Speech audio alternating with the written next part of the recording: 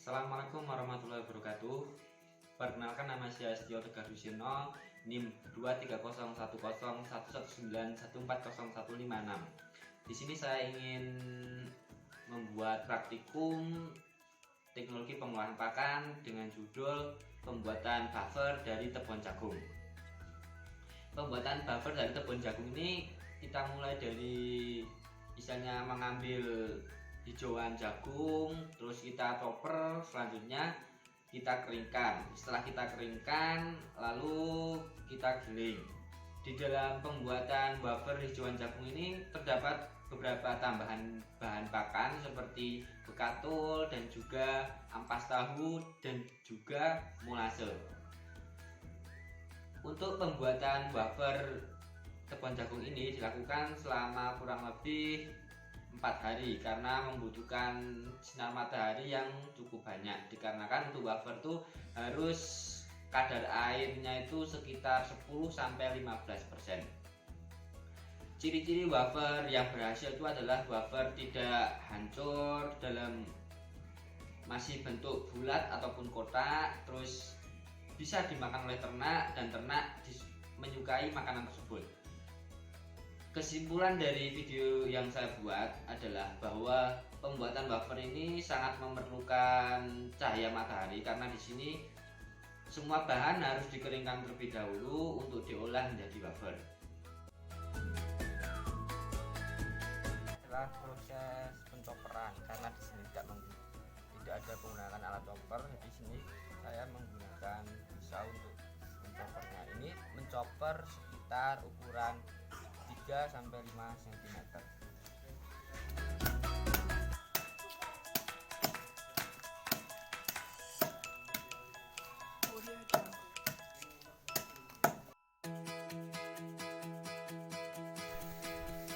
Ya, ini setelah dilakukan pencoperan maka dilakukan pengeringan di bawah sinar matahari. Jadi ini dibiarkan nanti sampai kadar air mencapai 10-15%.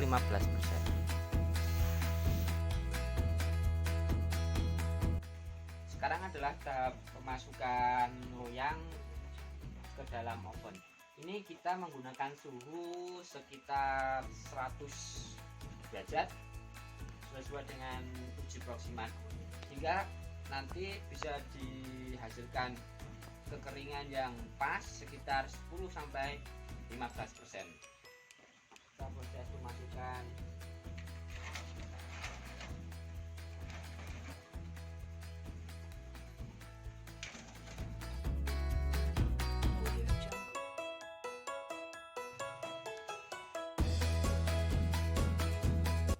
setelah kita melakukan pengeringan dari ampas tahu dan juga hijauan jagung, maka selanjutnya adalah kita pencampuran semua bahan.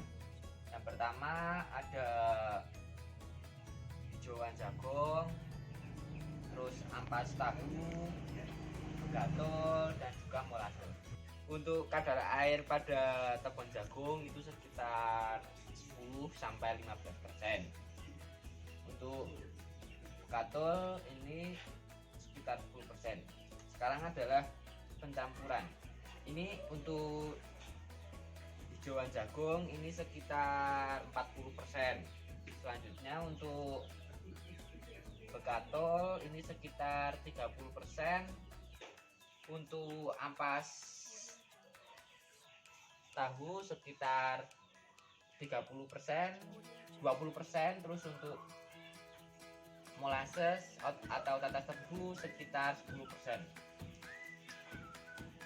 Untuk pencampuran agar homogen, karena kita nggak menggunakan alat mixing, jadi kita menggunakan metode sederhana atau manual, yaitu dengan bahan yang paling banyak itu ditaruh paling bawah, terus dilanjutnya disusul dengan bahan paling banyak nomor 2, terus selanjutnya bahan paling sedikit, baru nanti kita kasih molase.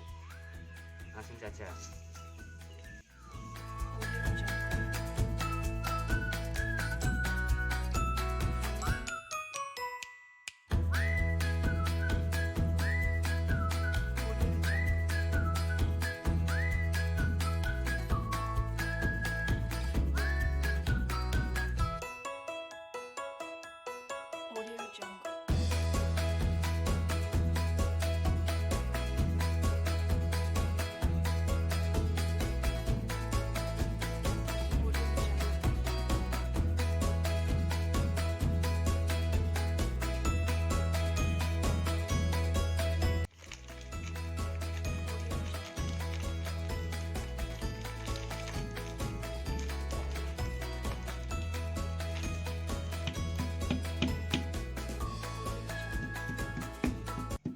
Jadi untuk wafer tadi yang telah kita campur, kita cetak menggunakan galon, hasilnya seperti ini. Ini akan lebih bagus lagi jika menggunakan cetak mesin. Nah, jadi ini menunjukkan bahwa wafernya telah terbentuk. Jadi nanti